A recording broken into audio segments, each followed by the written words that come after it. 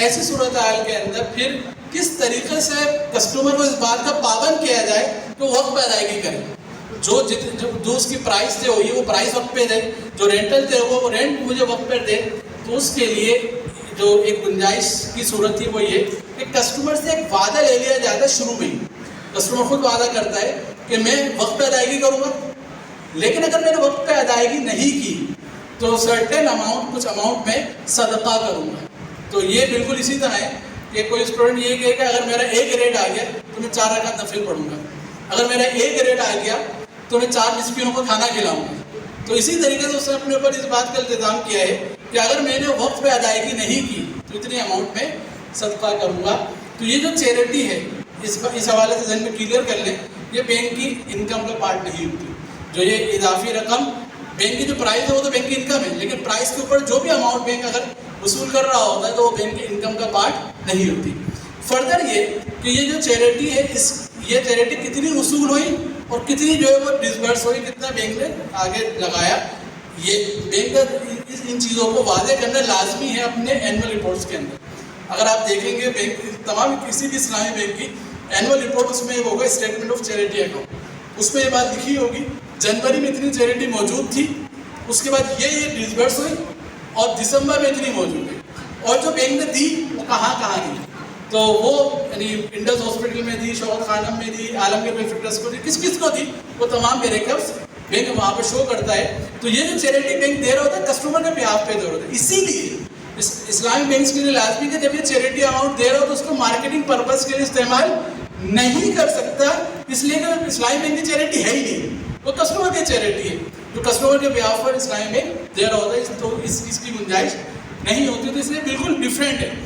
Conventional bank میں جو آپ کو اضافہ دینا پڑتا ہے ان کی انکم کا پارٹ ہوتا ہے وہ پینلٹی ہوتی ہے، یہ پینلٹی نہیں ہے، چیریٹی کی صورت ہوتی ہے. ایک اور سوال کہ یار آپ بھی فکس رہے وہ بھی فکس رہے، فکس ہو گیا تو یہ آرام ہو گیا.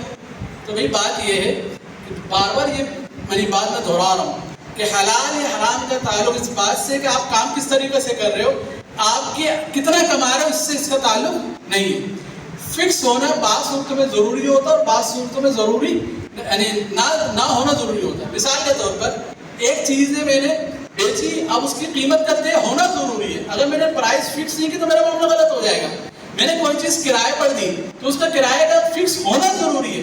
اگر میں نے کھلا چھوڑ دیا تو میرا کرائے کا معاملہ خراب ہو جائے گا. اسی طریقے سے پارٹنرشپ کا معاملہ ہے تو وہاں فکس نہ ہونا ضروری ہے.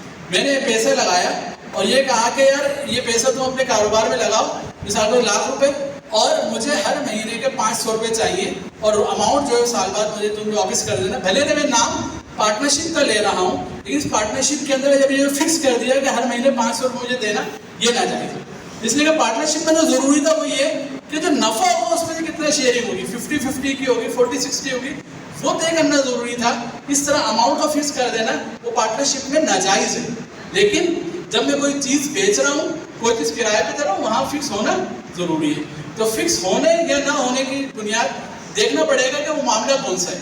اگر تو وہ اپنے ٹریڈنگ کا معاملہ ہے، رینٹ کا معاملہ ہے، وہاں پر فکس ہونا ضروری ہے اور پارٹنرشپ میں فکس نہ ہونا ضروری ہے.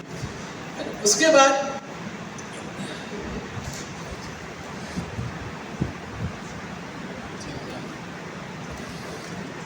سوال بتا سکتے ہیں یہ سوال کیا ہے؟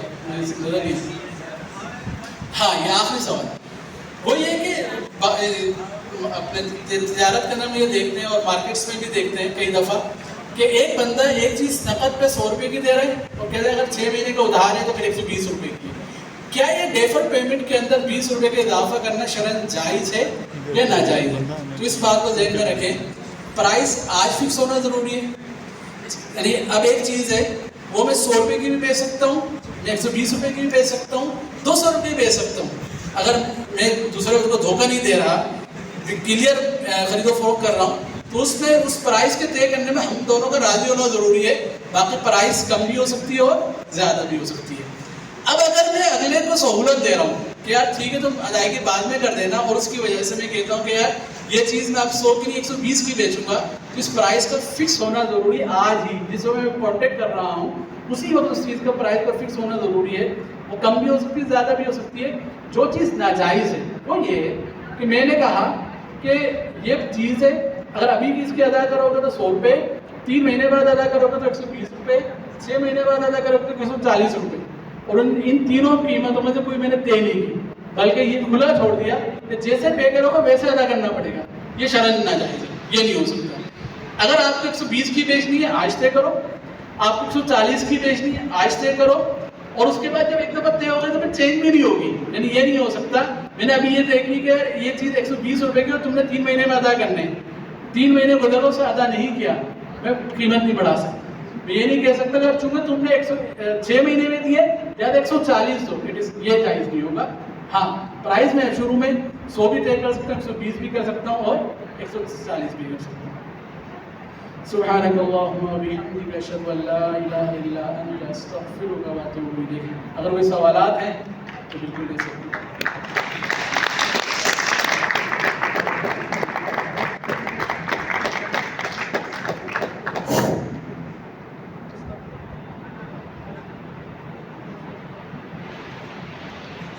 السلام علیکم. میرا نام محمد عامر ہے.